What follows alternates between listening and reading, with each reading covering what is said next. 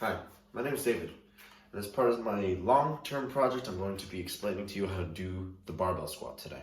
Alright, so first you're going to want to start by finding your stance. So to find the stance, normally what I do is I ask people to do an air squat. Basically, they're going to put their hands out, and that's going to simulate the counterbalance that the weight creates. You have to create a counterbalance against the weight to work against it. So what you're going to do is you're going to put your hands out. You're going to put your feet around shoulder width or a little bit wider than shoulder width apart. And depending on how flexible you are, that'll deviate. What will also deviate is the pointing of your feet. If you're more flexible, you could probably go in a really close stance and squat like that. Me personally, I can't do that. But what's important to take away from this is that your knees have to go in the same direction as your feet are pointed out. So if I'm pointing my feet out like this, like super far out, I'm going to make sure that my knees in the squat are pushing in that same direction. And the way that we do that is that we incorporate the glutes.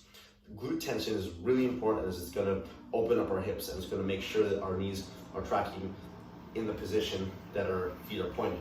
If we don't have our glutes activated, the possibility what's going to probably happen is that once you get down here, your knees are going to cave in like that. You don't have a lot of knee problems with that. So what you want to do is, like I said, put your hands out, find your stance. I want you to break at the hips first. I want you to sit back. I want you to sit back, but not completely forget about your knees. Your knees are going to come into center. You're going to sit back, you're going to push your knees out. You're going to push them in the direction that your feet are pointed. And by tightening up the glutes, it'll open up the hips and ensure that it's pointed in the right direction. So push them out.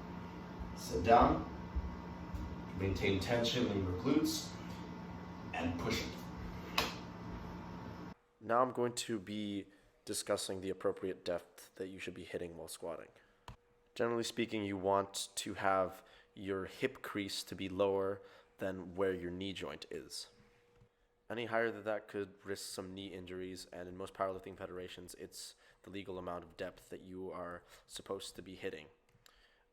It could be compromising to the knee because it doesn't take advantage of the stretch reflex and stops short of where your body would naturally want to go. So you don't take advantage of the stretch reflex, which I'll talk about in a moment, and it puts a lot of stress on the knee tendon. You want to be working through that whole range of motion to work the muscles in that whole movement to take advantage of the hypertrophy that will be going on if you perform the whole movement.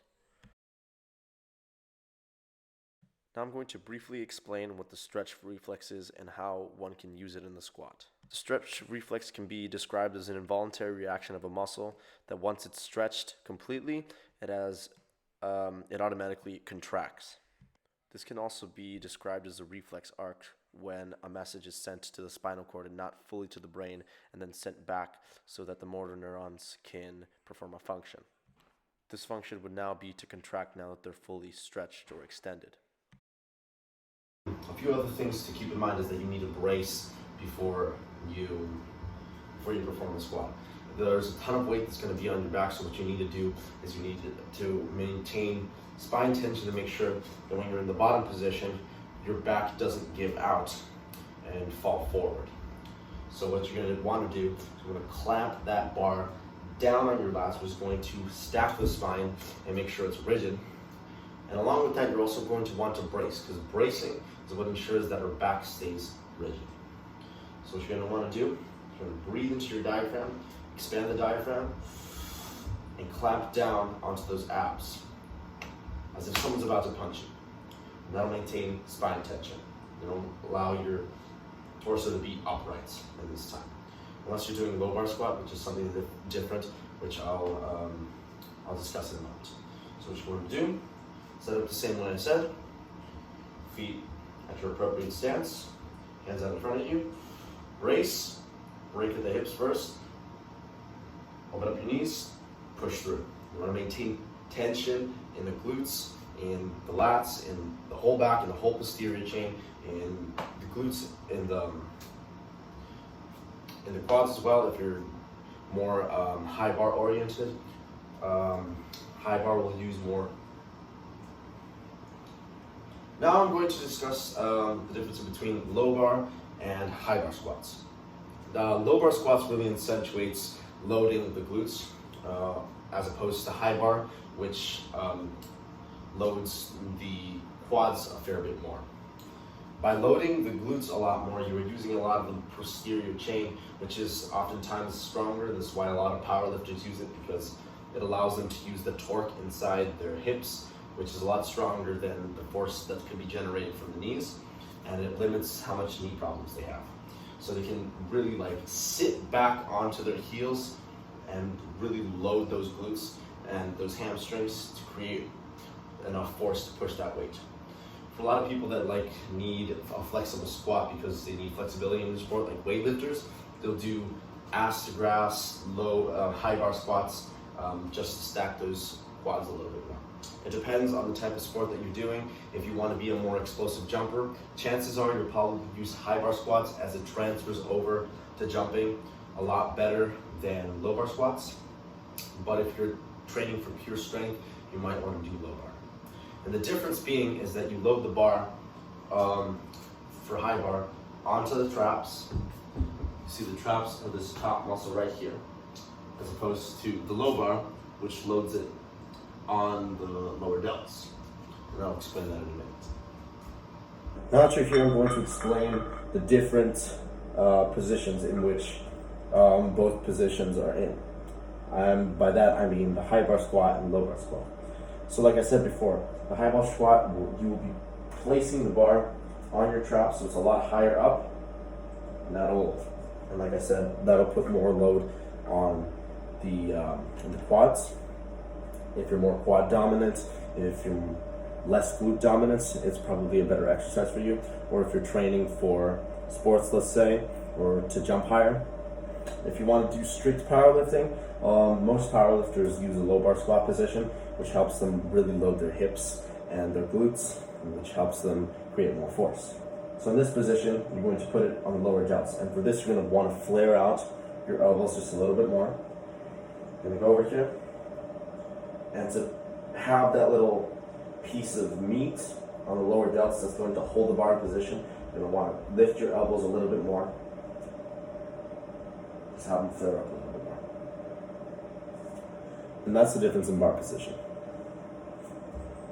Now I'm going to be going further in depth on the differences between low bar and high bar squats.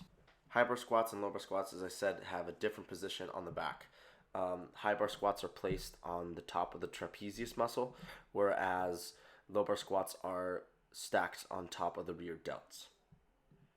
This position shifts the bar further back onto the spine for the low bar, and as we know, squats should be performed in a straight line for optimal exertion of force. Since the squat has to be performed in a straight line, it has to stay over the same place of the foot during the whole movement, and this place is the midfoot. Keeping the bar over the midfoot is crucial in having a straight bar path during the whole movement. If the bar is moving forward, there may be some technical issues that you need to address, some muscles not firing properly or something wrong in the technique. So since in the low bar position, the bar is placed low on a lower position on the back, it would warrant you to lean forward a little bit more to maintain the bar over the midfoot during the whole movement. Due to this bent over position in the low bar squat, one would have to sit back more and load the glutes a lot more than it would the knees. This is why a lot of powerlifters use this, as the glutes can be a lot stronger than loading the quads. In a study called A Review of Biomechanical Differences Between the High Bar and Low Bar Squat by Daniel J. Glassbrook, the study found that a high bar squat position would increase knee flexion and less hip flexion, as you have a more upright torso, as the bar is at the midfoot at the start of it, and you don't have to lean forward to maintain the bar over the midfoot throughout the movement. But now, since the bar starts over the midfoot at the beginning of the movement, your primary concern would be pushing out those knees and not sitting back as much, but sitting down more. And this would be loading the quads a lot more than loading the glutes, as you're not sitting back as much. And this would put more tension on the knees and require a little bit more flexibility. Now I'm going to demonstrate how to properly squat now that I'm at the bar. Normally you would walk the bar the opposite way, not forward but backwards, but for the purposes of this video, I'll be walking it out forwards. So like I said, walking to the bar, and you want to find a hand width that doesn't put a lot of unnecessary stress on the wrist, because that's going to take away from how much weight you can push. So you want to put it out, personally I put it out just outside of my shoulders. For a lot of people, let's say low bar squatters, will probably put them out a little bit more just so they decrease how much stress is on the wrists. Normally if you put your arms a little bit out, your hands a little bit out, you'll be able to push the bar down into your back if you're doing low bar. Or for high bar, it's really helpful to have your hands a lot further in.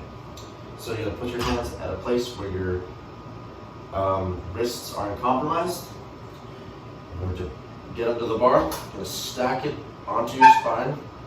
You're gonna put your feet right under the bar. You're gonna take a breath in, unrack it, take as few steps as you can to walk the bar out. Neutral head position, you want your head looking up if your spine is upright. If you're doing low bar, you want your spine in direct line, you want your head in direct line with the spine. Once you're here, you're gonna want to have your stance figured out after you've walked out the bar. You're going to have your neutral head position with the bar clamped down onto your back. You're going to breathe into your diaphragm, tighten the abs, break at the hips first, and then open up the knees to ensure that you have space to sit down,